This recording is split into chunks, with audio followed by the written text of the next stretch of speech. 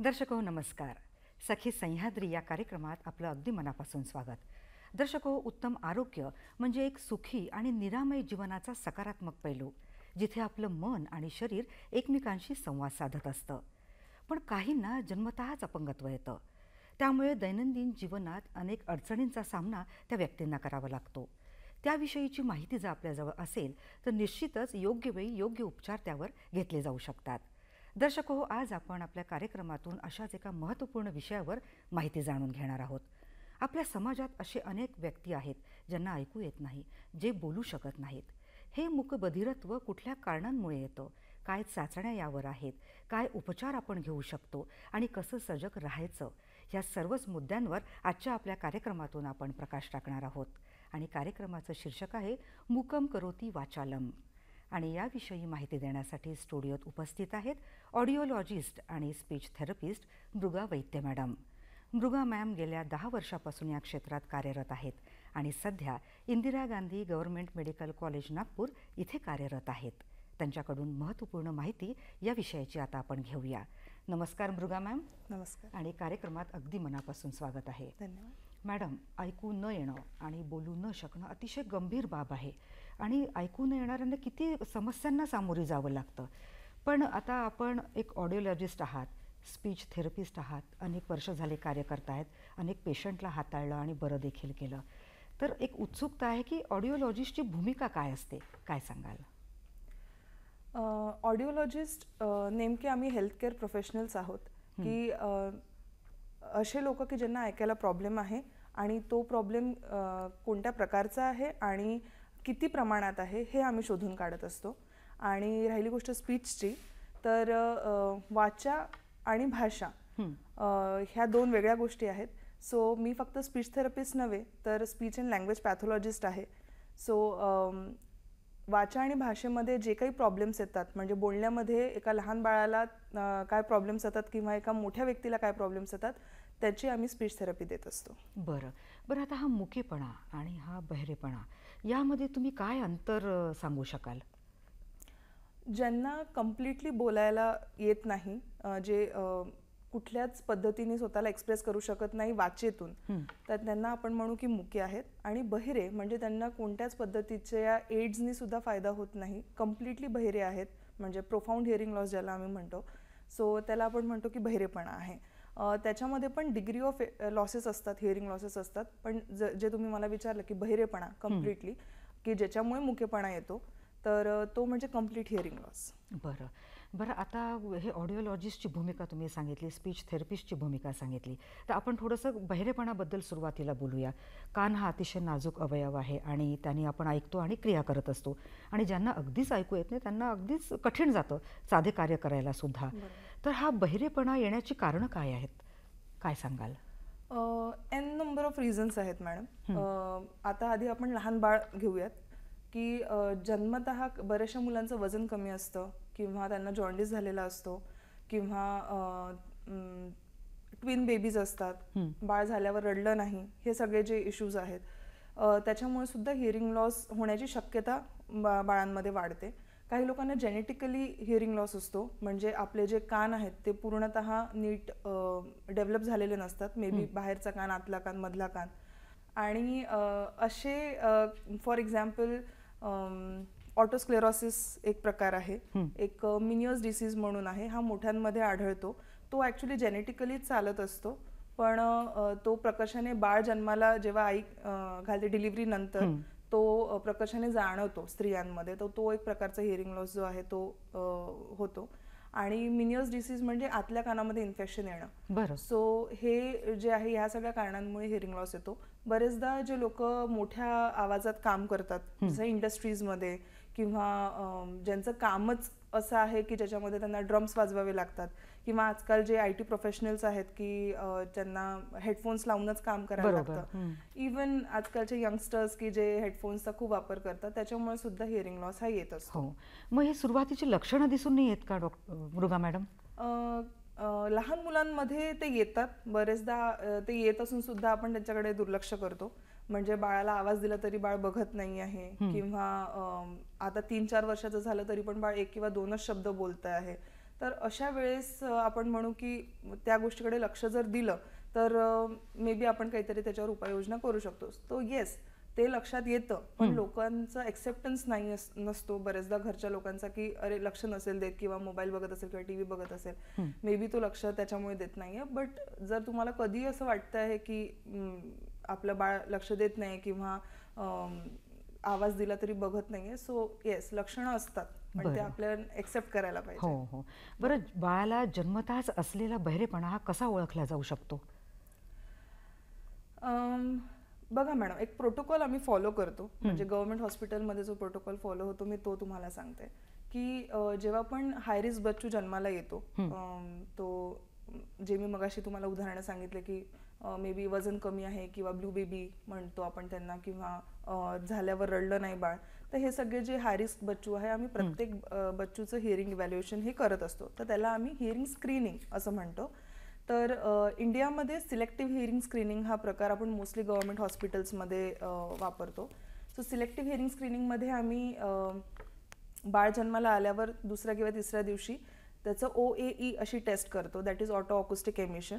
आणि त्याच्यामध्ये जर आम्हाला कुठलाही प्रकारचा प्रॉब्लेम जाणवला तर आम्ही त्याला परत एकदा रिटेस्टिंग करतो. आणि मग रिटेस्ट झाल्यावर सुद्धा जर आम्हाला काही त्याच्यामध्ये जाणवलं तर मग बेरा म्हणून एक टेस्ट आहे, ब्रेन स्टेम इव्होक रिस्पॉन्स ऑडिओमेट्री, ती आम्ही करतो. तर बेरा केल्यानंतर आपल्याला एक स्पष्ट आपल्या समोर एक असतं की बाळाला किती ऐकायला प्रॉब्लेम आहे. सो ह्या चाचण्या करून आपण ओळखू शकतो की किती प्रॉब्लेम आहे मुलांमध्ये म्हणून. बरं, बाळाचं हिअरिंग स्क्रीनिंग करणं का गरजेचं आहे? किती फायद्याचं ते ठरू शकतं?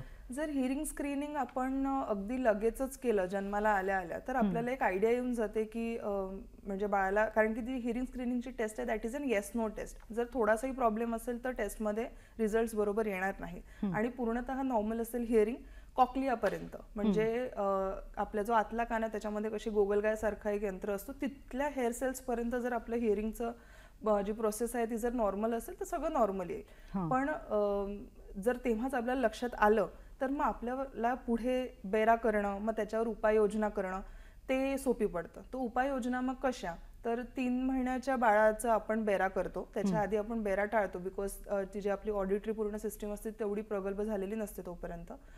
तर आपण त्याचं इव्हॅल्युएशन करतो. मग त्याच्यामध्ये जर आपल्याला आढळलं की हिअरिंग लॉस आहे पूर्णतः म्हणजे मुलाला, आणि जर हिअरिंग एड्सनी त्याला फायदा होत असेल तर ठीक आहे. जर हिअरिंग एड्सनी फायदा होत नाही तर मग आपण एक कॉक्लिअर इम्प्लांट म्हणून एक सर्जरी असते मॅम, ती आपण करून घेतो, जी आपल्या इथे मेयो हॉस्पिटलला होते. आणि आमचे जे HOD आहेत डॉक्टर जीवन वेदी सर, त्यांनी आतापर्यंत 105 सर्जरीज पण केलेल्या आहे कॉक्लिअर इम्प्लांटच्या गव्हर्नमेंटच्या एडिप स्कीम अंतर्गत. सो त्या सक्सेसफुल आहेत.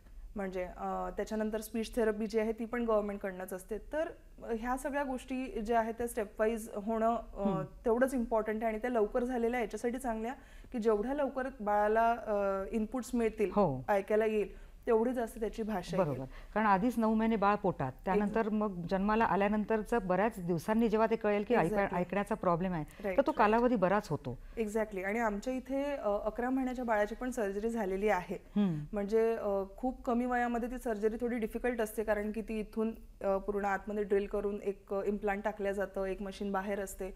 सो ही खूप सोपी सर्जरी नाही आहे. तर त्याच्यामुळे ते खूप लवकर, खूप कमी एजमध्ये पण नाही करतायत. पण 11 मंथ्सची बेबीची मेयो हॉस्पिटलमध्ये झालेली आहे आणि सक्सेसफुल सर्जरी झालेली आहे. बरं, ह्या बहिरेपणाचे काही प्रकार आहेत का? हो, जसं मी मगाशी बोलले असेल की आपले 3 कान असतात, एक बाहेरचा, मधला आणि एक आतला कान. तर जेव्हा बाहेरचा कानामध्ये काही प्रॉब्लेम येतो त्याला आउटर इयरचं म्हणतो आपण, तर त्याच्यामध्ये इन्फेक्शन असेल किंवा मधल्या कानामध्ये म्हणजे पडदा आणि पडद्यामागचे 3 हाड, तर त्यावेळेला जर फक्त तेवढ्या भागामध्ये प्रॉब्लेम असेल तर कंडक्टिव्ह हिअरिंग लॉस हा प्रकार असतो. आणि जर आतल्या कानामध्ये प्रॉब्लेम आहे म्हणजे जे मी गोगलगाय सारखं तुम्हाला यंत्र बोललेली त्याच्यामध्ये आणि नर्व्हमध्ये, सो त्याला आपण म्हणू सेन्सरी न्यूरल हिअरिंग लॉस, म्हणजे जर फक्त त्याच्यामध्ये प्रॉब्लेम आहे जे की मोस्टली एजेड लोकांमध्ये आपल्याला आढळतं. आणि तिसरं म्हणजे ज्या लोकांना दोन्ही गोष्टींमध्ये प्रॉब्लेम आहेत, म्हणजे आउटर इयरमध्ये पण मे बी आणि इनर इयरमध्ये किंवा मिडल इयरमध्ये आणि इनर इयरमध्ये, तर त्यांना मिक्स्ड हिअरिंग लॉस येतो. तर हे 3 प्रकार असतात हिअरिंग लॉसचे. आणि अजून एक प्रकार असा आहे ऑडिटरी न्यूरोपॅथीचा, म्हणजे जे मी तुम्हाला मगाशी बोलले की आउटर हेअर सेल्स म्हणजे ते गोगलगायवालं जे यंत्र आहे त्याच्या हेअर सेल्स पर्यंतचाच जो प्रवास आहे ऐकण्याचा, ती मशीन जे आहे ओळखून काढते की किती प्रॉब्लेम आहे ते. पण बरेचदा लोकांना त्याच्या हायर ऑडिटरी प्रोसेसिंग सिस्टीममध्ये सुद्धा प्रॉब्लेम असतो, म्हणजे नर्व लेवलवर. सो फक्त ओई जर केलं तर लक्षात येतं की हिअरिंग नॉर्मल आहे, आणि तरीही पेरेंट्सचं असं म्हणणं असतं की बाळाला बरेचदा काही कळतच नाही आम्ही काय बोलतोय. म्हणजे आता 4 वर्षाचं झालं तर 5 पैकी 4 सेंटेन्सेस त्याला कळतात पण 5वा सेंटेन्स कळतच नाही. तर अशा केसेसमध्ये जेव्हा अंडरस्टँडिंगमध्ये इश्यू येतो तेव्हा मग आपण बाकीचे इव्हॅल्युएशन्स करून घेतो. फॉर एक्झाम्पल बेरा करून घेतो कन्फर्म करण्यासाठी की ओई तर त्याचं नॉर्मल आहे, तर आयडियली त्याचं नॉर्मल असायला हवं हिअरिंग, पण मग बेरामध्ये का प्रॉब्लेम येतो, तर बेरामध्ये अजिबातच त्याचे रिपोर्ट्स बरोबर येत नाही आणि पेरेंट्सची ही कंप्लेंट असते की बाळ लक्ष देत नाही. तर it is a typical case of auditory neuropathy. तर हा पण एक हिअरिंग लॉसचा प्रकार आहे. बरं, म्हणजे तुम्ही आता बहिरेपणाची लक्षणं, कारणं सांगितलेत आणि आता उपचारांकडे वळूया. कारण उपचारांच्या ऐवजी आधी आपण चाचण्यांकडे जाऊया मृगा मॅडम, त्या महत्त्वपूर्ण आहेत. तर कोणत्या प्रकारच्या चाचण्या यावर केल्या जातात ते सांगा ना. आपण त्याला सेग्रिगेट करूयात लहान मूल आणि मोठ्या व्यक्तींमध्ये. एक असतं सब्जेक्टिव्ह टेस्ट आणि एक असतात ऑब्जेक्टिव्ह टेस्ट. सब्जेक्टिव्ह टेस्टमध्ये जर पेशंट या वयाचा आहे की जे स्वतःहून सांगू शकेल की मला या चाचणी करताना आवाज येत आहे की नाही, that is a subjective test. त्याच्यासाठी आपण प्युअर टोन ऑडिओमेट्री करतो, जे तुम्ही ग्राफ्स वगैरे बघितले असतील मोस्टली. सो ते एक 5 वर्ष वयोगटाच्या वरच्या लोकांचं होतं, आणि जे मेंटली स्टेबल आहे, ज्यांना मेंटल रिटार्डेशन नाही आहे किंवा सायकॅट्रिक इश्यू नाही आहे, सेरिब्रल पाल्सी म्हणून प्रकार नाही, ऑटिझम म्हणून किंवा हायपर ऍक्टिव्ह नाही आहेत, ज्या मुलांना कळतं की मला आवाज आला की मला सांगायचं आहे, तर त्यांचं किंवा मोठे लोक अर्थात त्यांचं आपण ती टेस्ट करू शकतो.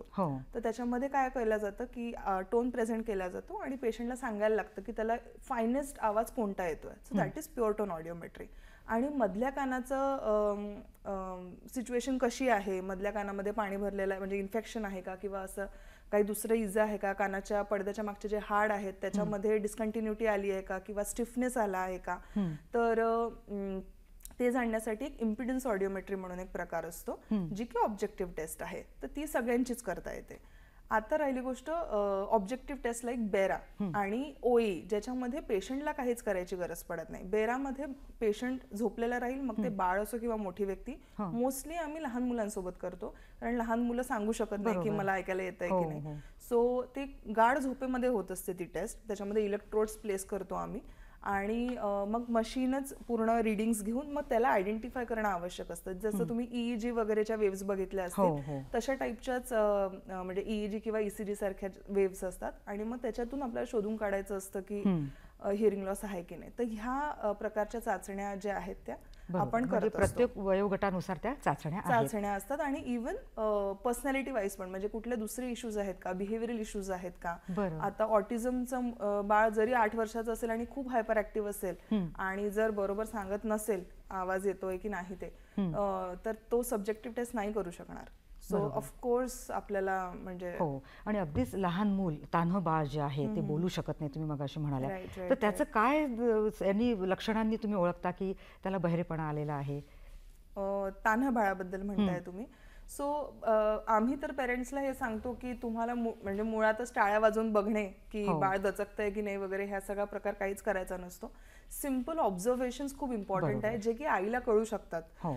बाळ जेव्हा दूध पित असतं म्हणजे स्तनपान करत असतं त्यावेळेला एखादा आवाज झाला चुकून, तर बाळाचं एकतर स्तनपान करणं किंवा ब्रेस्ट फिडिंग खूप फास्ट होऊन जाते, विगरस होऊन जाते, किंवा मग एकदम स्टॉप होऊन जाते. तर ते रिॲक्शन्स आहेत. बरोबर. मृगा मॅम, याविषयी जाणून घेऊया आपण. कार्यक्रमात ब्रेकची वेळ झालेली आहे. दर्शको हो, कार्यक्रमात घेऊया एक छोटासा ब्रेक. कुठेही जाऊ नका, पाहत राहा कार्यक्रम सखी सह्याद्री.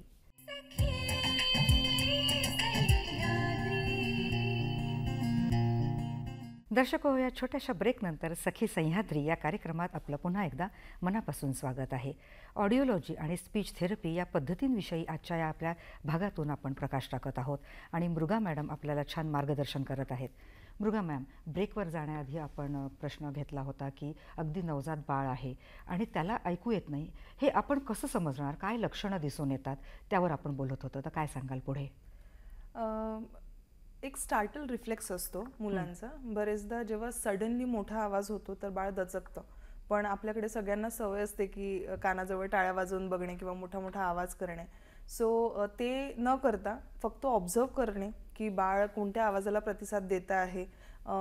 जर थोडं मोठं बाळ आहे, मे बी 2.5 मंथचं, जर थोडंसं टर्न आहे, हेड टर्न आहे, सो बाळ आवाजाकडे लक्ष देतं का, किंवा जर बाळ हलक्या झोपेत आहेत आणि चुकून एखादा आवाज झाला किंवा हलकाही आवाजामध्ये बाळ दचकून उठतं आहे का, किंवा रडता रडता एकदम शांत होऊन जातं का आपल्या आईचा प्रेमळ आवाज ऐकल्यानंतर. तर हे सिंपल एक्झाम्पल्स आहे जे तुम्हाला बाळ झाल्यावर दैनंदिन जीवनातच तुम्हाला कळून जाणार की त्याला ऐकायला येत आहे की नाही.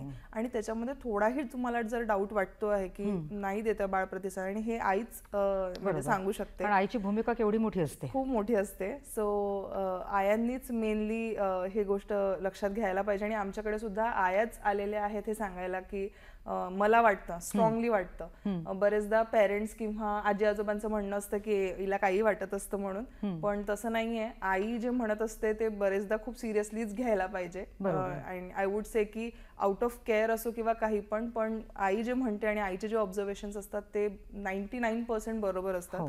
सो ते घरच्यांनी सिरियसली घेऊन त्यांना आणायला पाहिजे. बिकॉज खूप साऱ्या लोकांच्या घरी डिसिजन मेकर्स आई नसतात, ज्या की असायला पाहिजे, पण दुर्दैवाने नसतात. तर त्यामुळे अशा फॅमिलीजमध्ये जर आईला वाटत आहे, एका स्त्रीला वाटत आहे की माझ्या मुलामध्ये थोडाही प्रकारचा प्रॉब्लेम आढळतोय किंवा नॉर्मल नाहीये, किंवा जर तिचं ते दुसरं बाळ असेल तर तिने ऑलरेडी एका पहिल्या बाळाला बघितलेलं असतं. सो त्यांना माहिती आहे की आपल्या पहिल्या बाळामध्ये काय काय माइलस्टोन्स होते, की या वयापर्यंत तर बाळ बघत होतं किंवा असं दचकायचं आणि हे करत नाही आहे. जर हे डिफरन्स सुद्धा जर तिला आढळतात तर त्यांनी लगेच ते इन्फॉर्म करायला पाहिजे. आणि जर कोणीच ऐकत नसेल तर रिबेलियस व्हा आणि आपल्या माहेरच्या लोकांना सांगा ऍटलीस्ट की नाही, मला माझ्या बाळाला इव्हॅल्युएट करून घ्यायचं. म्हणजे मनात शंका आली, त्याचं निराकरण करणं गरजेचं आहे. आपल्यासारख्यांकडे येऊन मदतीचा हात आपला आहेच आणि लगेच योग्य वेळेत योग्य उपचार मिळणं सगळ्यात गरजेचं आहे. म्हणजे अगदी ते आजारपण पुढे वाढणार नाही. बरं, आता आपण चाचण्या पाहिल्यात, आता त्याच्यावर उपचार काय घ्यावेत हेही जाणून घेणं तेवढंच महत्त्वाचं आहे. तर एक ऑडिओलॉजिस्ट म्हणून तुम्ही काय उपचार यावर सांगता? अगेन आपण त्याच्यामध्ये पण सेग्रिगेट करू लहान मुलं आणि मोठे. लहान मुलांमध्ये जर आपल्याला बेरा केल्यानंतर जर असं आढळतं की हिअरिंग लॉस मीडियम आहे, म्हणजे मॉडरेट लेवलचं आहे, तर मग अशा मुलांसाठी आपण लगेच हिअरिंग एड्स लावणं खूप आवश्यक आहे. म्हणजे बघा, एक काळ होता की ज्या वेळेला चष्मा सुद्धा लोक एक्सेप्ट करत नव्हते.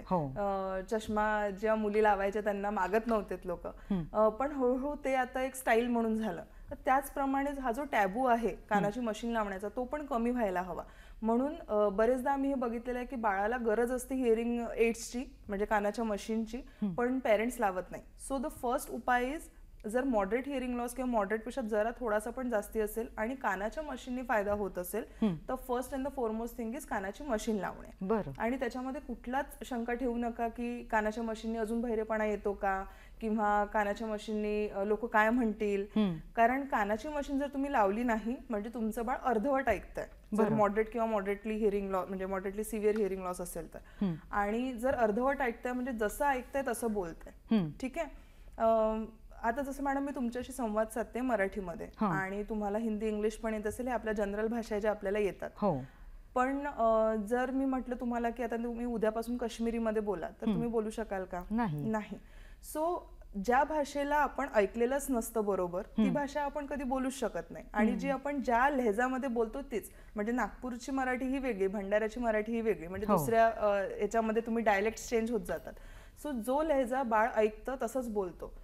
फॉर एक्झाम्पल त्याला जर मॉडरेट लॉस आहे तर त्याला नीट कुठलाच उच्चार ऐकायला येणार नाही.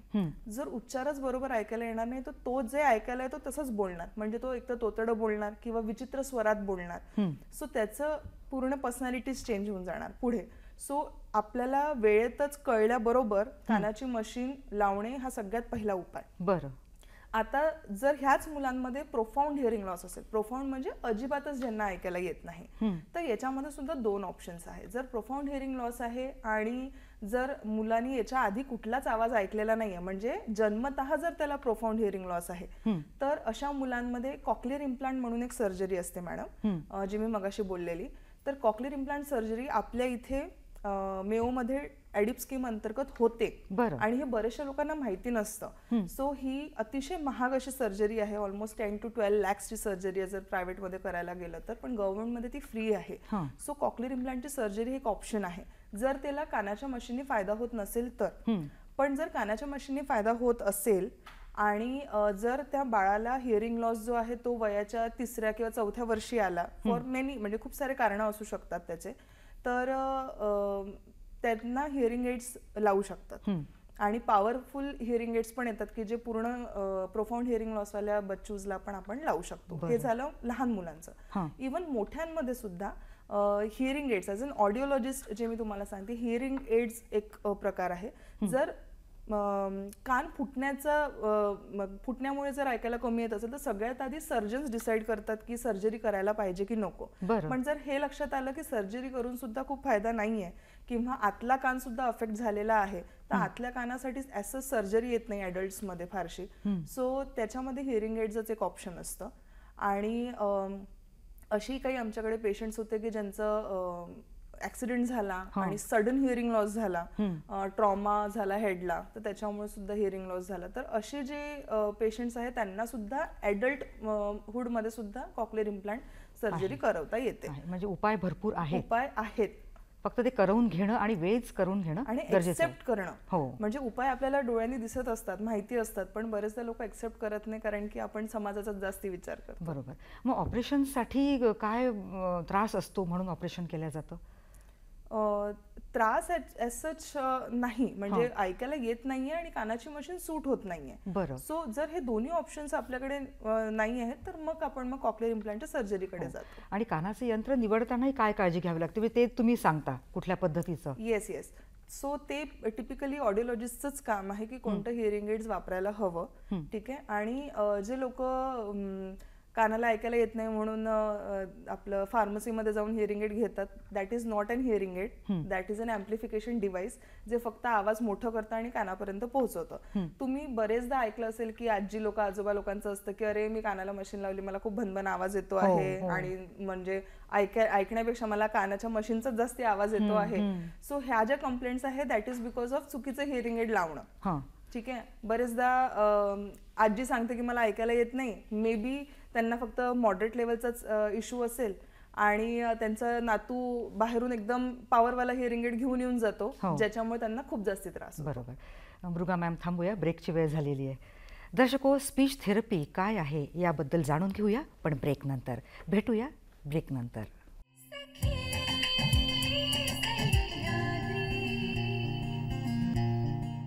दर्शको, या छोट्याशा विश्रांतीनंतर सखी सह्याद्री या कार्यक्रमात पुन्हा एकदा मनापासून स्वागत. मुकम करोती वाचालम या शीर्षकाअंतर्गत ऑडिओलॉजिस्ट आणि स्पीच थेरपिस्ट मृगा वैद्य मॅमशी आपण बोलत आहोत आणि याविषयीची महत्त्वपूर्ण माहिती त्यांच्याकडून घेत आहोत. मृगा मॅम, आपण स्पीच थेरपिस्ट आहात, अनेक रुग्णांना तुम्ही बोलतं केलेलं आहे आपल्या ट्रीटमेंटने. तर या स्पीच थेरपीबद्दल जाणून घ्यायचं की कोणत्या रुग्णांना ही स्पीच थेरपी दिली जाते? परत मी त्याला डिवाइड करू इच्छिते लहान मुलं आणि मोठ्यांमध्ये. सो लहान मुलांमध्ये स्पीच थेरपी हा म्हणजे खूप साऱ्या गोष्टींसाठी दिला जाऊ शकतो. एक असतं डिलेड स्पीच अँड लँग्वेज, की एज अप्रोप्रिएट जेव्हा मूल बोलत नाही, म्हणजे आता 3 वर्षाचं झालं किंवा 4 वर्षाचं झालं तरी सुद्धा अजूनही फार कमी बोलतंय किंवा 1-2 शब्द बोलतंय, अशा मुलांना आपण स्पीच थेरपी देतो.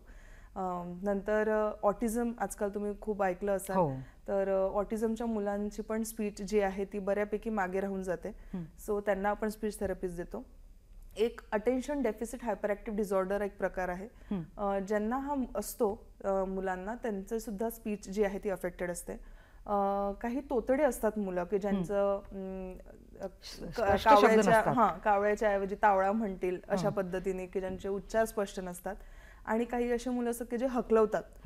तर ह्या सगळ्या प्रकारचे जे असतात त्यांना आपण हिअरिंग स्पीच थेरपी देतो. नंतर मोठे जे आहेत त्याच्यामध्ये ब्रेन स्ट्रोक जो येतो, त्याच्यानंतर अफेजिया म्हणून एक प्रकार होतो, त्याच्यामध्ये पेशंटला बोलण्यामध्ये त्रास होतो किंवा बरेचदा पेशंट बोलतो पण जे मनात आहे ते बोलतच नाहीये. म्हणजे उदाहरणार्थ त्यांना याला पेन म्हणायचं आहे, ते म्हणतील की अरे माझा मोबाईल दे. बरं. सो हे अशा पद्धतीचा पण त्यांना प्रॉब्लेम येतो, तर त्यांना सुद्धा आपण स्पीच आणि लँग्वेज थेरपी देतो. आणि कॅन्सर झाल्यामुळे शरीरातला म्हणजे तोंडातला बराचसा भाग, जसं जीभ थोडीशी कट करावी लागते आहे किंवा जबड्याचा थोडासा भाग काढावा लागतो, त्याच्यामुळे सुद्धा स्पीच अफेक्ट होते, स्पीच अफेक्ट होते मोस्टली. सो अशा पेशंटला सुद्धा आपण स्पीच थेरपी हे देतो मोठ्यांमध्ये. आणि मोठ्यांमध्ये अजून एक प्रकार आहे तो म्हणजे प्युबरफोनिया, की बरेचदा जे मुलं ॲडल्टहुड मध्ये जातात प्युबर्टी नंतर, तर त्यांचा आवाज चेंज व्हायला पाहिजे पुरुषांचा. सो मे बी 13 किंवा 14 वर्षानंतर त्यांचा आवाज पुरुषासारखा जाड व्हायला पाहिजे, तो होत नाही. म्हणजे ते 20 वर्षाचे झाले तरी पण याच बारीक आवाजात बोलत असतात. सो अशा मुलांचं सुद्धा आपण जे आहे स्पीच थेरपीनी ठीक करू शकतो. तर ते पण स्पीच थेरपीसाठी येतात आपल्याकडे. आणि स्टटरिंग हे आम्ही खूप बघितलेलं आहे मेल्समध्ये, ॲडल्ट मेल्समध्ये, की जे सुरुवात त्याची खूप आधी झाली पण तेच परत की या गोष्टीसाठी काय जायचं थेरपीला म्हणून न आलेले, आता त्यांना जेव्हा स्वतःच्या पर्सनॅलिटीमध्ये किंवा इंटरव्ह्यूज द्यायला त्रास होतो, तर त्यावेळेला मग ते स्वतःहून येतात, कारण फॅमिली आणत नाही तर ते स्वतःच येतात की स्टटरिंगचा मला त्रास आहे आणि मला त्या इंटरव्ह्यूज मध्ये इश्यू होतोय. हुशार खूप आहे पण इंटरव्ह्यू मध्ये जे मला सांगायचं ते सांगायला मिळतच नाहीये. सो ह्या नाना प्रकारच्या जे इश्यूज आहेत त्याच्यामध्ये आम्ही स्पीच थेरपी हे देत असतो. थोडक्यात भाषा विकसित करण्याचं हे एक उत्तम माध्यम म्हणजे स्पीच थेरपी असंही म्हणायला हरकत नाही. फक्त भाषा म्हणणार नाही मॅडम, याच्यामध्ये मी परत डिफरन्शिएट करू इच्छिते. जर मी साधं पापा असं जरी म्हटलं तर हे स्पीच आहे, पण तेच मी पापड खाल का असं म्हणते तर ती भाषा आहे, कारण की मी कन्व्हर्सेशन करते आहे. सो काही पेशंट्समध्ये फक्त स्पीचची गरज असते, स्पीच थेरपीची गरज असते, आणि काही पेशंट्समध्ये स्पीच आणि लँग्वेज दोन्हीची गरज असते. सो आम्ही हे दोन्ही गोष्टी करतो. तर थोडं आधी मला लहान मुलांबद्दल जाणून घ्यायचं आहे, मग मोठ्यांकडे आपण वळूया. तर लहान मुलांना ही स्पीच थेरपी कशा पद्धतीने दिली जाते? स्पीच थेरपी कॉम्बिनेशन असतं मॅडम, काही एक्सरसाइजेसचं, काही ॲक्टिव्हिटी बेस्ड, आणि प्रत्येकच पेशंटला वेगळी प्रकारची स्पीच थेरपी लागते. काही पेशंट असे आहेत की ज्यांचं इथून लाळ गळत असते, तर त्यांना आपल्याला ओरोपेरिफेरल मेकॅनिझम त्याचं इम्प्रूव्ह करून त्याची आधी थेरपी आपल्याला एक्सरसाइजेस करवून घ्यावे लागतात, आणि नंतर मग आपल्याला त्यांची भाषा किंवा आधी स्पीच आणून मग भाषा, ह्या स्टेप वाईज आपल्याला गोष्टी कराव्या लागतात. आणि मोस्टली ॲक्टिव्हिटी बेस्ड असतं, म्हणजे बऱ्याचशा लोकांच्या डोक्यात हे काय, स्पीच थेरपी म्हणजे बोलणं शिकवतात, म्हणजे काय तर हे काय आहे, बोल बोल असं आम्ही स्पीच थेरपी देत नाही. स्पीच आपण जशी शिकलो, म्हणजे आपल्याला आधी भाषा कळली की अच्छा या गोष्टीला पेन म्हणतात, हे इव्हेंच्युअली आपण शिकत गेलो, कारण की घरी आई बाबा ह्या गोष्टीला पेन म्हणायचे म्हणून मी पण पेन म्हणायला लागले. याला काही कलम म्हटलं असतं माझ्या घरी तर मी पण कलम बोलायला शिकले असते.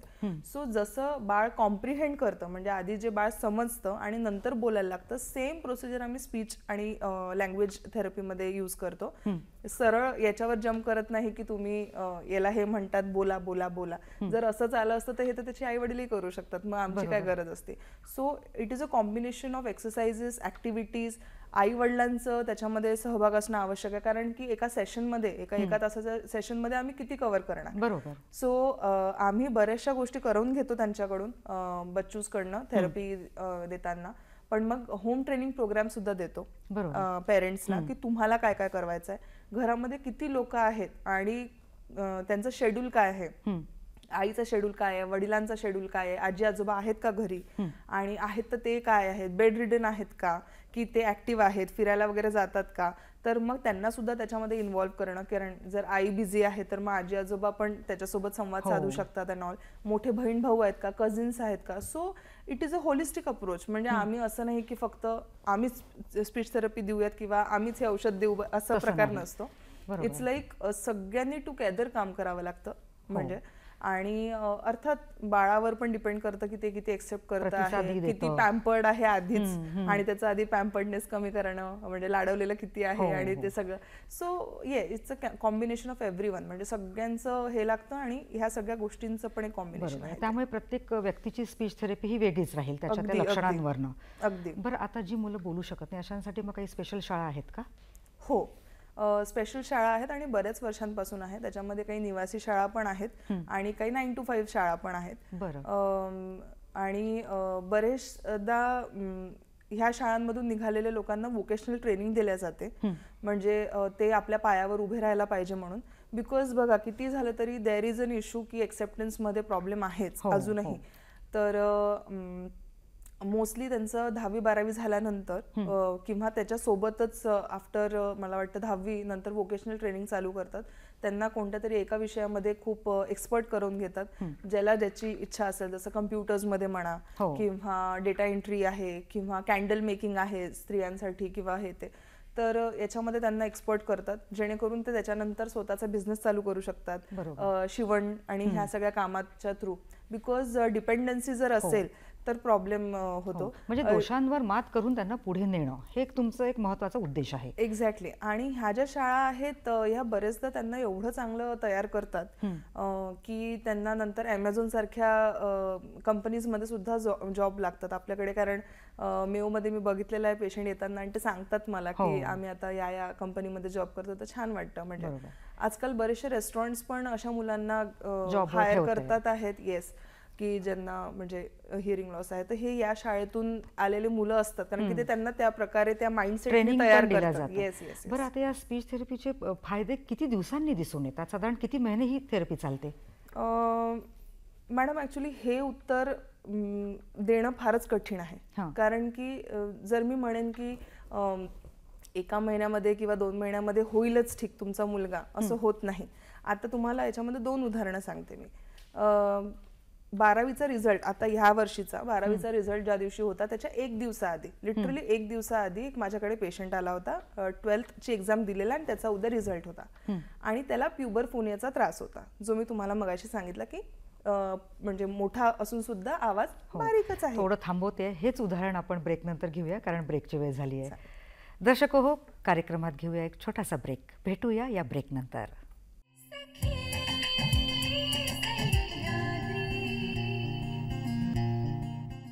दर्शको हो, या छोट्याशा विश्रांतीनंतर कार्यक्रमात पुन्हा एकदा आपलं स्वागत आहे. ब्रेकवर जाण्याआधी आपण या स्पीच थेरपीचे फायदे किती दिवसात दिसून येतात याबद्दल जाणून घेत होतो आणि मृगा मॅम आपल्याला उदाहरणासह समजून सांगत होत्या. ते आता पुढे नेऊया. मृगा मॅम, कुठलं उदाहरण आपण देत होतात? यासाठी एक उदाहरण मी तुम्हाला देऊ इच्छिते की रिसेंटली मी तुम्हाला जे बोललेली प्युबरफोनियाबद्दल की ॲडल्टहुड मध्ये आल्यानंतर सुद्धा जो आवाज बदलत नाही बरेचदा मुलांचा, तो बारीकच राहतो जेव्हा की तो पुरुषांसारखा जाड व्हायला पाहिजे. तर 12वीचा निकाल लागायच्या 1 दिवसाआधी माझ्याकडे एक मुलगा आला जो 12वीचा स्टुडंट होता अर्थात, आणि दुसऱ्या दिवशी त्याचा रिझल्ट होता. आणि तो जेव्हा आला तर मी काहीतरी लिहत होते आणि तो बोलला. तर मला आधी वाटलं की कोणीतरी लहान बाळ बोलतंय किंवा कोणीतरी स्त्री बोलते, म्हणजे त्याचा आवाज अगदी इतका बारीक आवाज होता. सो मी त्याच्याकडे पलटले तर मला लक्षात आलं की केस ऑफ प्युबरफोनिया आहे म्हणून.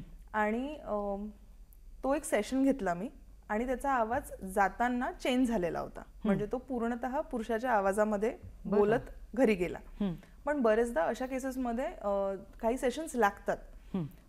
पण तो दुसऱ्या दिवशी, मला वाटतं 3ऱ्या दिवशी तो मुलगा माझ्याकडे आला आणि त्यांनी मला सांगितलं की मला 65 की 70% मिळाले आणि त्याचा स्टील तो आवाज आलेला होता. तर त्यांनी मला सांगितलं की जेव्हा मला फोन आले रिझल्ट विचारायसाठी, तेव्हा जेव्हा मी बोललो तर सगळ्यात आधी तर रिलेटिव्हजला ओळखायलाच आलं नाही की मी बोलतो आहे.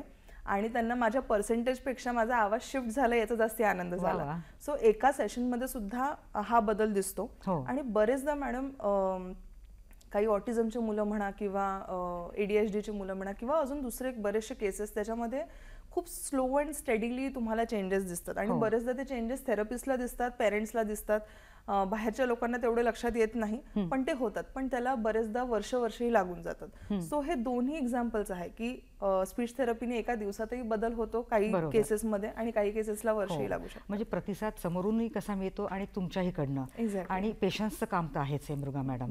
त्यामुळे दोन्हीकडनं आणि प्रत्येक पेशंटशी तुमचं इतकं छान भावनिक नातं निर्माण होतं ना आणि तुम्ही अगदी छान मन लावून शिकवता आणि तसा रिस्पॉन्सही तुम्हाला मिळतो. बरं, आता हे हा जो आजारपण आहे किंवा दोष म्हणा याला, त्यावर त्वरित उपचार होणं गरजेचं आहे. जर काही ऑपरेशन सांगितलं असेल किंवा काही टेस्ट सांगितल्या असेल तर अशा व्यक्तींना म्हणजे शहरातील लोकांना, ग्रामीण भागातील लोकांना सरकारी योजनांमार्फत काही मदत मिळू शकते का? अशा काही सरकारी योजना आहेत का? सरकारी बऱ्याच साऱ्या योजना आहेत मॅडम. लहान मुलांसाठी कुठल्या आधी मी त्या सांगू इच्छिते.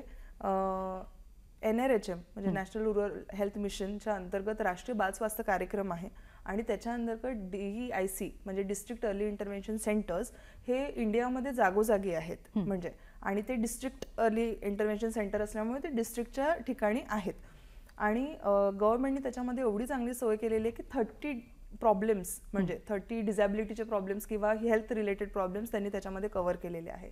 सो त्याच्यामध्ये ग्रुप्स निर्माण केलेले असतात ज्याच्यामध्ये डॉक्टर्स असतात, नर्सेस असतात, सोशल वर्कर असतात आणि ते त्या डिस्ट्रिक्टच्या त्यांचा जो ब्लॉक असतो त्याच्यामध्ये जाऊन पेशंट्स आयडेंटिफाय करतात की त्यांना जर शाळांमध्ये म्हणा किंवा पंचायतमध्ये जाऊन त्यांना जर कळत असेल की या मुलामध्ये प्रॉब्लेम आहे तर त्याच्या घरापर्यंत जाऊन त्यांना सांगतात की तुमच्या बाळामध्ये हा प्रॉब्लेम वाटतोय आम्हाला, तर गव्हर्नमेंटकडनं तो फ्रीमध्ये इव्हॅल्युएट करून मिळेल, त्याच्यावर सोल्युशन पण तुम्हाला मिळेल. आणि इवन गाडीची सुद्धा सोय केल्या जाते, त्यांना त्या सेंटरपर्यंत आणून दिल्या जातं, त्याचा सुद्धा त्यांना खर्च लागत नाही. आणि मग ते आल्यानंतर तिथे डिस्ट्रिक्ट अर्ली इंटरव्हेन्शन सेंटरमध्ये सुद्धा खूप साऱ्या गोष्टी ऑलरेडी आहेत टेस्ट करायला किंवा त्याच्यावर सोल्युशन्स आहे. पेडियाट्रिशियन पासून सगळेच लोक आहेत. पण आणि हे जे आहे हे राष्ट्रीय बाल स्वास्थ्य कार्यक्रमाअंतर्गत येत असल्यामुळे 18 वर्षाच्या मुलांपर्यंत आहे. सो जर तिथे त्यांना उपाय पूर्ण मिळाला नाही तर हायर लेवल ऑफ इन्स्टिट्यूट्स म्हणजे टर्शरी लेवलचे इन्स्टिट्यूट्स जे आहे जसं GMC झालं, IGGMC झालं, म्हणजे नागपूरचं उदाहरण जर दिलं तर इथे मग त्यांना आणलं जातं आणि मग तिथे बाकायदा त्यांना प्रत्येक डिपार्टमेंटमध्ये नेऊन सगळं इव्हॅल्युएट करून घेतं. नंतर एक हेल्थ हिअरिंगचा एक हे आहे प्रोग्राम आहे गव्हर्नमेंट ऑफ इंडियाचा, prevention and control of hearing इम्पेअरमेंट, तर तो सुद्धा खूप चांगल्याने राबवला जातो. एक नॉन कम्युनिकेबल डिसीज म्हणजे NCD अंतर्गत सुद्धा हिअरिंग साठी बरेच सारे प्रोग्राम्स केले जातात. नंतर महात्मा ज्योतिबा फुले, मोठ्या लोकांमध्ये महात्मा ज्योतिबा फुले अंतर्गत सर्जरीज करून मिळणे. नंतर अडिप स्कीम अंतर्गत जे मी तुम्हाला म्हटलं कॉक्लिअर इम्प्लांटच्या सर्जरीज त्या करून मिळणे, खूप महाग असतात मॅडम. आणि त्या अतिशय चांगल्याने आपल्याकडे आणि एकदम बेस्ट ऑफ द क्वालिटीज मध्ये आपल्याकडे करून मिळतात. आणि एक आता वयोवृद्ध लोकांसाठी वयोश्री योजना आलेली आहे म्हणजे काही दिवसाआधीच की ज्याच्यामध्ये हिअरिंग एड जर तुम्ही घेतलं पेशंटनी तर त्यांना काही पैशाची मदत होते. सो असे n नंबर ऑफ म्हणजे तुम्हाला योजना भेटतील. इव्हन एक सेंट्रल लेवलवर कंपोजिट रिहॅबिलिटेशन सेंटर म्हणून प्रत्येक सिटीजमध्ये म्हणजे मोठ्या डिस्ट्रिक्ट लेवलवर सिटीजमध्ये तुम्हाला कंपोजिट रिहॅबिलिटेशन सेंटर मिळतील. ते पण पूर्ण इंडिया लेवलवर आहे आणि ते आपल्या इथे नागपूरला यशवंत स्टेडियमला आहे. तिथे सुद्धा तुम्हाला सायकोलॉजिस्ट पासून, ऑक्युपेशनल थेरपिस्ट पासून, स्पीच थेरपिस्ट, फिजिओथेरपिस्ट सगळे तुम्हाला तिथे भेटतील. सर तिथे सुद्धा तुम्हाला सगळ्या चाचण्या म्हणा किंवा त्याच्यावर सोल्युशन्स जे आहे ते मिळतात. म्हणजे मुकेपणा आणि बहिरेपणा या गोष्टींवर निदान करण्यासाठी ऑडिओलॉजिस्ट आणि स्पीच थेरपिस्टची खूप मोठी भूमिका असते. आणि आपल्याला ENT माहीत आहे, आपल्याबद्दल थोडंसं कमी ज्ञान आहे, तर याविषयीची जनजागृती होणंही गरजेचं आहे. शिवाय लोकांनी आपल्यापर्यंत यावं आणि वेळीच उपचार घ्यावेत यासाठीही जनजागृती होणं गरजेचं आहे. तर या पद्धतीचे काही कॅम्प्स तुम्ही घेता किंवा एखाद्या NGOला तुम्ही जोडल्या गेला आहात का? मॅम मी तर गव्हर्नमेंटच्या स्कीममध्ये जास्ती जोडल्या गेलेली आहे कारण की मी स्वतः गव्हर्नमेंट एम्प्लॉई आहे. तर पण मी DEICचा पण भाग राहिलेली आहे आणि DEIC मधून जे रेफरल्स असतात आपल्याकडे त्यांच्याशी सुद्धा आपण त्यांना जे जे गरज असते त्यांना प्रायोरिटीवर आपण सगळ्या गोष्टी प्रोव्हाइड करतो. त्याच्या चाचण्या म्हणा, त्यांचे अपॉइंटमेंट्स म्हणा. सो त्यांना आपण थोडं एक सूट, कारण की ते गावाकडनं आलेले असतात आणि त्यांचे एक स्पेसिफिक काळातच ते एका गाडीमध्ये सगळे लोक भरून येतात. तर त्याच्यामुळे आपण त्या पद्धतीने त्यांच्याशी जुळलेलो आहोतच. कारण आरोग्यम धनसंपदा असं म्हणतो ना, म्हणजे आपलं प्रत्येक अवयव हा उत्तम कार्य करत राहिलाच पाहिजे. त्यामुळे सजगता ही इथे खूप महत्त्वपूर्ण ठरते. बरं, आणखीन एक प्रश्न मनात आलेला आहे की त्या बाळाला अजिबात न ऐकण्याचा असा काही त्रास नाही, व्यवस्थित तो ऐकतोय, फॅमिलीमध्ये अशा पद्धतीचा दोष नाही, तरीही बाळ बोलत नाही किंवा इतर मुलांपेक्षा तो मागे आहे, याचं काय कारण आहे? थँक्यू की तुम्ही हा प्रश्न विचारला. आजकाल हे पेशंट्स मी खूप जास्ती प्रमाणात बघते आहे. सगळ्यात आधी तर मी हे सांगेल की आजकाल न्यूक्लिअर फॅमिलीचा खूप प्रकार दिसतो. न्यूक्लिअर फॅमिली म्हणजे फक्त आई, वडील आणि बाळ. हा वाईट आहे की चांगला आहे, मी याबद्दल काहीच कमेंट करणार नाही, कारण की ते आता आहे सध्या, that is the fact. But काय होतं सिच्युएशन मी तुम्हाला सांगते की वडील मोस्टली जेव्हा न्यूक्लिअर फॅमिली असते तर वडील कामावर जातात, आई घरी असते आणि आईला दिवसभरामध्ये खूप काम असतात. म्हणजे मोस्टली जर मिडल किंवा लोअर मिडल क्लास फॅमिली आहे तर काही घरामध्ये बाई वगैरे काही प्रकार नसतो, तर ती स्वतःच जे काही करते. तर तिच्या हिशोबाने बाळ खेळतं आहे, बाळाला भूक लागली तर मी त्याला खायला देते, बाळाला मी कुठूनही पडू देत नाही आहे, तर मी पूर्णतः लक्ष देते बाळाकडे, पण बाळाशी संवाद साधत नाहीये. बरं, मग बाळ जर मी काम करते आणि मध्ये मध्ये लुडबुड करताय तर मग मी काय करेन, उगाच त्याला लागण्यापेक्षा मी त्याच्या हातात मोबाईल देऊन देईन, म्हणजे बाळ एका ठिकाणी बसून राहील. आणि जर मोबाईल तुमच्याकडे मोठा नसेल तर मी काय करेल, टीव्ही तर असणारच, त्याच्यामुळे मग बाळ पूर्ण वेळ त्या टीव्हीकडे बघत राहणार. आता जर त्या बाळाचं अटेन्शन पूर्ण फोकस जर झालं एकाच ठिकाणी आणि जर बाळ कंटिन्युअसली टीव्ही किंवा एखादी स्क्रीन बघतोय, तर आपण त्याला स्क्रीन टाइम म्हणतो, आणि तेही मी म्हणेन पॅसिव्ह स्क्रीन टाइम बघतोय, की काहीच वेगळं शिकायला मिळतंय किंवा बाळ त्याच्यातून बघून काही करतंय असं काहीच नाही, फक्त बाळ कंटिन्युअसली काहीतरी बघतंय. सो अशा केसेसमध्ये बाळाचं फोकस अटेन्शन राहतं आणि आजूबाजूला कोणी कोणाशी संवाद साधतंय का, जे आपण शिकलो ज्याच्यातून संवाद साधणे, तर हे काहीच होत नाही. आणि त्याच्यामुळे बाळाची जी भाषा आहे ती मागे राहून जाते. बाळाला काही गरज असेल, चॉकलेट मे बी त्याला सांगता येईल, पण बाकीचं काही बोलता येणार नाही, कारण की जे त्याचं कामाचं आहे ते बरोबर बोलेल. सो ह्या सगळ्या गोष्टीमुळे पण बाळ मागे राहतं. So screen time is a very important thing की जे आजकाल आम्ही बघतो आहे, जे की आजकाल अटेन्शन डेफिसिट जे मुलं आम्ही म्हणतो आहे त्यांचं बरेचदा आम्ही जेव्हा प्रश्न विचारतो, जेव्हा मागे मागे जाऊन की आधी कसा होता, तर मग तेव्हा कळतं की खूप कमी वयामध्ये मोबाईल दाखवण्यात आला. बरोबर. म्हणजे पालकांची भूमिका इथे किती महत्त्वपूर्ण ठरते हे जाणून घ्यायचं आहे, पण ब्रेकनंतर. दर्शक हो, कार्यक्रमात घेऊया एक ब्रेक. भेटूया या ब्रेकनंतर.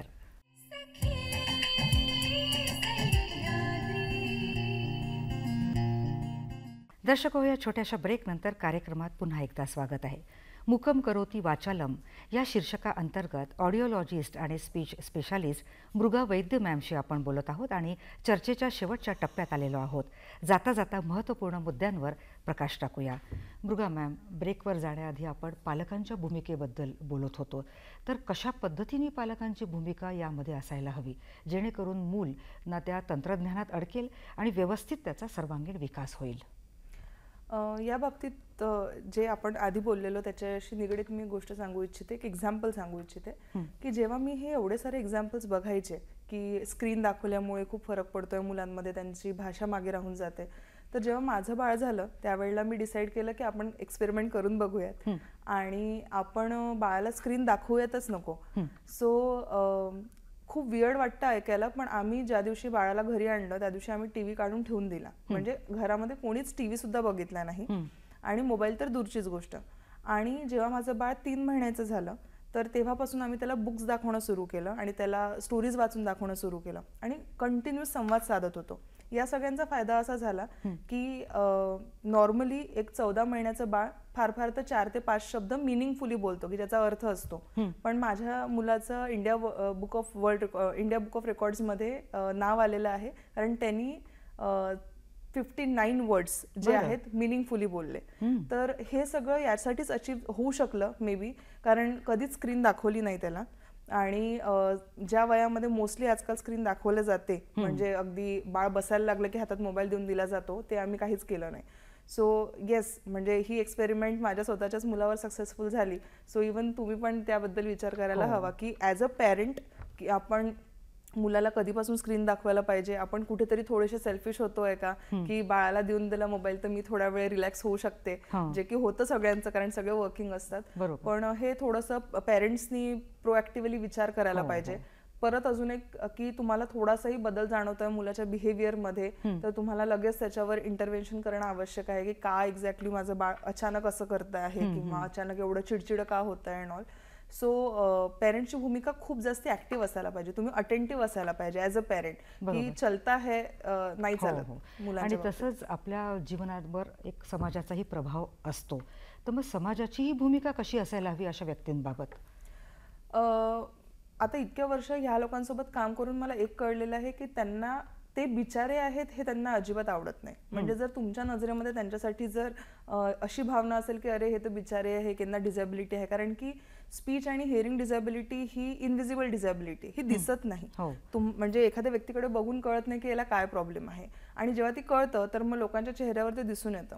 तर पहिली गोष्ट म्हणजे एम्पथी, सिंपथी नको आहे त्यांना एम्पथी हवं की आमच्या जागेवर राहून बघा की आम्हाला काय प्रॉब्लेम आहेत, आणि त्या सेन्सिटिव्हिटीने त्यांच्याशी अप्रोच करणं खूप आवश्यक आहे समाजाला.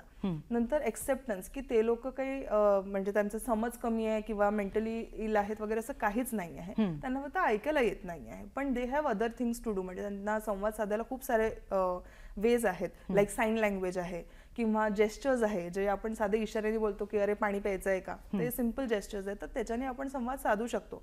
तर त्यांच्याकडे रिस्पेक्टफुली बघायचं आहे तुम्हाला, आणि त्यांना जॉब देणे, म्हणजे त्यांना एक्सेप्ट करणे की हे आपल्या सोसायटीचा भाग आहे, आणि त्यांना हीन भावनेने न बघणे. आणि हे कुठून सुरुवात होते, तर ती आपल्या बाळापासूनच होते. जर तुम्ही तुमच्या बाळाला पण सांगाल की हाही तुझ्यासारखाच कोणीतरी आहे, तर मला वाटतं तो ॲज अ मोठा व्यक्ती पण खूप चांगला विचारात बदल करणे खूप गरजेचं आहे. कारण कानावर आवाज न येता भरतनाट्यममध्ये कुशाग्र व्यक्ती आहेत, मुली आहेत, किंवा बँकेमध्येही ग्राहकांना चोख सेवा देणारेही व्यक्ती आहेत. म्हणजे उच्च शिक्षण घेऊन म्हणा किंवा जितकं शिक्षण घेतलं येईल त्याच्यात आपल्या आवडीच्या क्षेत्रात असे लोक पुढे जात आहेत आणि अगदी छान स्वतःच्या पायावर उभे आहेत. बरं, आता इतक्या वर्षाचा हा अनुभव आणि इतक्या पेशंटला तुम्ही बरं केलेलं आहे, तर कसं समाधान तुम्हाला मिळतं? कारण एक मुलगा ज्याला तुम्ही ट्रीटमेंट देताय तो बोलू शकतोय, तो ऐकू शकतोय आपल्या ट्रीटमेंटमुळे, तर तो कसा आनंद असतो? याच्यामध्ये मॅडम म्हणजे कधी कधी दोन्ही अश्रू येतात, आनंद अश्रू आणि दुःखाचे पण. कारण बरेचदा मी पहिली व्यक्ती असते सांगणारी की तुमच्या बाळाला अजिबात ऐकायला येत नाही, आणि ते खूप शॉकिंग असतं पेरेंट्ससाठी. कारण मी आता स्वतः आई आहे तर आय नो की ते किती अफेक्ट करत असेल पेरेंट्सला. तर अतिशय इमोशनल असतं. आणि याच्यामध्ये समाधानाची भावना म्हणजे एक छोटंसं एक्झाम्पल देते की माझ्या इंटर्नशिपमध्ये मी एका साक्षी नावाच्या मुलीला थेरपी द्यायचे मुंबईला असताना. तर माझ्यासमोर मे बी तिला 6 महिने मी दिली असेल, तर ती फार फार तर म्हणजे आंबा दे, आंबा घे, इतके सिंपल वाक्य, 2 वर्ड्सचे फ्रेजेस बोलायची. आता मागे 4-5 वर्ष आधी मला माझ्याच कॉलेजमधून एक फोन आला, आणि मला माझी ज्युनियर बोलली की मॅडम कोणाला तरी तुमच्याशी बोलायचं आहे. तर तिने सांगितलं नाही की कोण बोलताय म्हणून, आणि मी फोन हातात घेतला आणि तिकडनं आवाज आला की हॅलो मॅडम, मी साक्षी बोलते. सो आपण थेरपी दिलेल्या व्यक्तीचं आपण जेव्हा पूर्ण वाक्य ऐकतो तर ही अतिशय इमोशनल आणि आनंद वाढण्याचीच गोष्ट आहे. आता सांगताना सुद्धा माझ्या डोळ्यात पाणी येतं. म्हणजे पेशन्स, मी मगाशीच बोलले, पेशन्स खूप आहे, पण तुमच्यासारखी अशी हुशार व्यक्ती आपलं मन लावून तिथे सेवा देता आणि त्या व्यक्तीला कसं बरं करायचं हाच विचार सदैव तुमच्या मनात असतो, आणि कौतुक आहे. बरं, जाता जाता नवीन पिढीला तुम्ही काय सांगाल? कारण आता तंत्रज्ञान विकसित होत आहे, हेडफोनचा वापर खूप होत आहे, स्पीकरचा वापर जास्त होत आहे, तर त्याचा साईड इफेक्ट काय होईल? तुम्ही इमोशनल झाला आहात, पण जाता जाता नवीन पिढीला हा मेसेज देणं खूप गरजेचं आहे. हा मेसेज तर खूप इम्पॉर्टंट आहे मॅडम. म्हणजे आमच्या इथे इवन MBBSचे स्टुडंट जे असतात ते सुद्धा आमच्याकडे एक्झाम झाल्यावर कान तपासायला येतात, कारण त्यांनी पूर्ण त्यांची एक्झाम हेडफोन्स लावून काढलेली असते. म्हणजे त्यांच्या हिशोबाने अभ्यास करायचा म्हणजे हेडफोन्स लावायचे आणि अभ्यास करायचा. त्याच्यामुळे एक नॉईज इंड्युस्ड हिअरिंग लॉस हा प्रकार होतो, जेव्हा कंटिन्युअस आपण आवाज ऐकत असतो, आणि मोस्टली हेडफोन्समध्ये आपल्याला तो फील येण्यासाठी आपण आवाज थोडा वाढवूनच ऐकत असतो. आणि म्हणजे हा ट्रेंडच आहे, सगळ्यांच्या कानावर हेडफोन्स लागलेलेच असतात आजकाल, तर ते अवॉइड करणं खूप इम्पॉर्टंट आहे. इवन आपण जे लाऊडस्पीकर्समध्ये जातो, डीजेचा आवाज आहे, ड्रम्सचे आवाज आहे, तर अगदी त्याच्यापासून स्वतःला वाचवणे हे खूप इम्पॉर्टंट आहे. आता काही याच्यामध्ये ऑप्शन्सच नाही आहे असं मुलं म्हणतात की बा आमचं क्लासेस ऑनलाईन आहे, तर आम्हाला तर लावावंच लागेल म्हणून, आणि खूप प्राऊडली सांगतात की वी डोंट हॅव ऑप्शन. तर मी त्यांना असं म्हणेल की एक तर एक तुमची रूम बनवा की ज्याच्यामध्ये तुम्ही लॅपटॉप किंवा आयपॅड डायरेक्ट त्याच्यातूनच तुम्ही ऐकता आणि तुम्हाला हेडफोन्स लावायची गरज पडत नाही आहे. आणि जर तसं नाही आहे, तुमच्याकडे दुसरा ऑप्शन नाही आहे आणि हेडफोन्स लावावेच लागत आहे, तर थोडंसं चांगल्या क्वालिटीचे हेडफोन्स घ्या. त्यांची साऊंड क्वालिटी खरंच खूप स्मूथ असेल. आणि इंटरवल्स द्या की एक सेशन झाल्यावर तुम्ही कानाला थोडंसं इंटरवल देताय, कारण मोस्टली आम्ही बघितलंय की मुलं इंटरवल देत नाही आणि सेशन झाल्यावर आपलं स्वतः काही गाणी ऐकत बसतात आणि मग परत दुसरा सेशन करतात. तर ते करणं खूप इम्पॉर्टंट आहे. कारण मृगा मॅम, तंत्रज्ञान विकसित होणार आहे, गॅजेट्स नवनवीन येणार आहे, त्याचा कशा पद्धतीने उपयोग करून घ्यायचा, कितपत करून घ्यायचा हे प्रत्येकाने आपलंच ठरवणं गरजेचं आहे. आणि अशा पद्धतीचे जर काही दोष असतील तर ते वेळीच ओळखणं, वेळीच योग्य ते उपचार घेणं हे गरजेचं आहे. म्हणजे सजगता इथे बाळगायला हवी. तर या सकारात्मक विचारांचं इथे आपण आपल्या चर्चेला थांबवूया. तर मृगा वैद्य मॅडम, आपण इथे आलात आणि मनमोकळ्या गप्पा मारल्यात आणि छान माहिती दर्शकांपर्यंत पोहोचवली. दर्शकांच्या वतीनं आणि नागपूर दूरदर्शनच्या वतीने आपले आभार, धन्यवाद, नमस्कार.